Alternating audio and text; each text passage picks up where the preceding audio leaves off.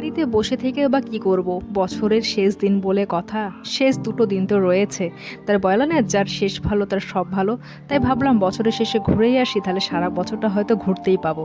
তাই বেরিয়ে চললাম আমরা সায়েন্স সিটির দিকে। এসে দেখি ওরে বাবা, কি ভিড়! এন্ট্রি গেটে তো দেখে বুঝতেই পারবে যে কেমন ভিড়। সঙ্গে বাচ্চা তো রয়েছে, আর বাচ্চা তো হাঁটতেও চায় না মোটেও। তাই পুরো ফ্যামিলিকে নিয়ে গেছিলাম যাতে আমি ঠিকভাবে ভিডিও ক্যামেরা করতে পারি। খুব ভালোই লাগছিল। আমার আবার ভিড় না হলে ভালো লাগে না, একা একা ঘুরতে একদমই ভালো লাগে না। যত ভিড় হবে তত তো মজা হবে, তাই না? কত রকম দেখতে পাবো। আর এখানে দেখি এন্ট্রি টিকিটটা আমরা আসতে নিলাম, নিয়ে এবার আমরা চললাম ভেতরের দিকে। ভেতরে দেখো আমাদের ফ্রিতে যেটা রয়েছে ডাইমেনশন হলে ঢুকলাম, দেখলাম যে খুব ভালোই লাগছে। এখানে আমরা অনেকবার এসেছি, তাও আমি ভুলে যাই যে কোথায় কি রয়েছে।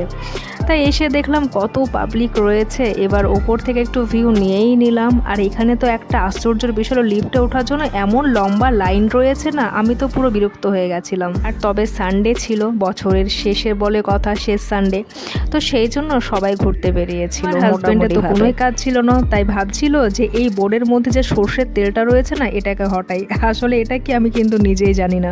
তোমরা যদি জেনে থাকো কমেন্টে অবশ্যই আমাকে জানাবে যে এটা অ্যাকচুয়ালি কি। তোমরা দেখতে পাচ্ছ আমি ভালো করে এটা ভিডিও করে নিয়েছি।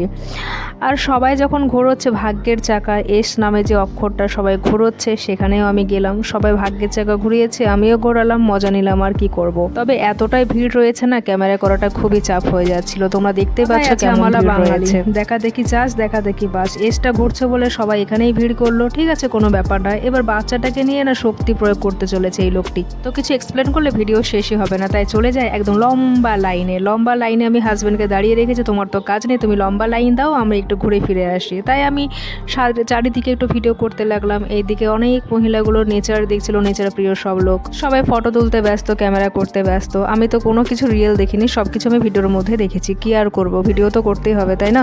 তাই একটু এদিক ওদিক করে ঘুরলাম। লিফটের লাইনের জন্য আমরা অনেকক্ষণ এখানে ঘুরফির করলাম, কারণ অনেকটা লম্বা লাইন ছিল, সানডে বলে কথা ছিল, আগেই বললাম। তো যখনই আমরা লিফটে উঠলাম, লিফটে উঠে এবার আমরা উপরে উঠে দেখলাম আমাদের রয়েছে ইলুশন। দেখি ইলুশনের মধ্যে কি রয়েছে।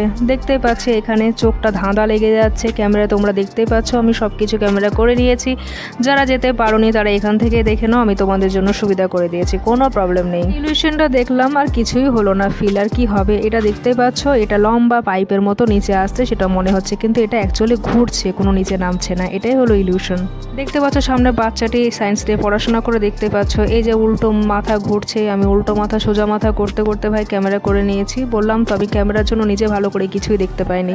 চলো, মাথাটাকে সবাই ঘুরিয়ে চললো, দেখতেই গেল যে কোনটা উল্টো মাথা কোনটা সোজা মাথা। দুটো বাচ্চা সেটাকে অবজার্ভ করতে লাগলো সায়েন্সের ভাষায়।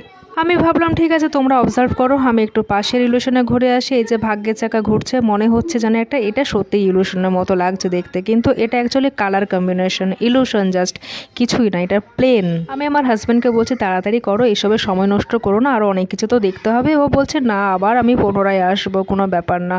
দেখি এবার ক্যামেরার সামনে এলাম, আয়নার সামনে বিভিন্ন রকমভাবে বিভিন্ন কাটিংয়ের আমাদের দেখা যাচ্ছে।